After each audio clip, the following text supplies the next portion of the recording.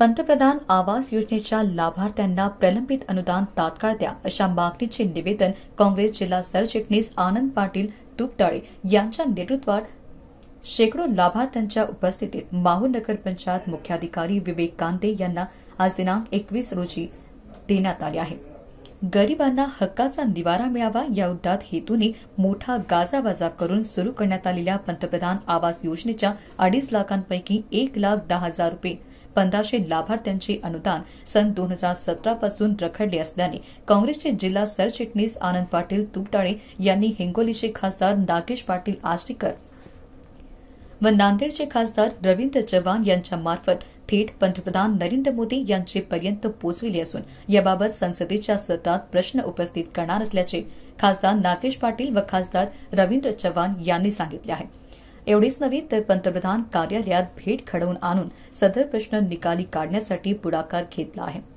पंतप्रधान आवास योजनेत राज्य सरकार व केंद्र सरकारच्या निधीतून घरकुल लाभार्थ्यांना 2,50,000 अनुदान देण्याची तरतूद आहे।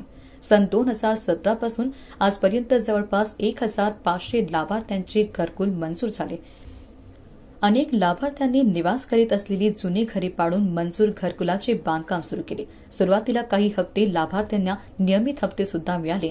आजतागायत लाभार्थ्यांना केवळ 1,40,000 रुपये अनुदान मिळाले असून उर्वरित 1,10,000 रुपये अजूनही प्रलंबित आहेत। याबाबत स्थानिक नगर पंचायतसह नगर विकास विभाग मंत्रालयापर्यंत पाठपुरावा केला, विविध आंदोलने व आमरण उपोषणे केली, परंतु अद्यापही रखडलेल्या अनुदानाचा प्रश्न प्रलंबित आहे। नगरपंचायत प्रशासनास निधी आला की लगेच वितरित करू एवढेच आश्वासन देत आहे। त्यामुळे आता थेट पंतप्रधान कार्यालय गाठून तिथेच माहूर तीर्थक्षेत्रातील घरकुल लाभार्थ्यांची कैफियत सादर करणार असल्याने नगर परिषदेच्या वतीने करण्यात आलेल्या पाठपुराव्याच्या प्रमाणित प्रतीची सुद्धा मागणी केली आहे।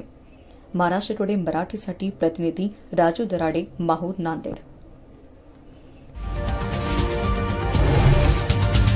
आजच महाराष्ट्र टुडे 24 न्यूजला सबस्क्राईब करा आणि सत्य परिस्थितीचा सविस्तर आढावा पहा।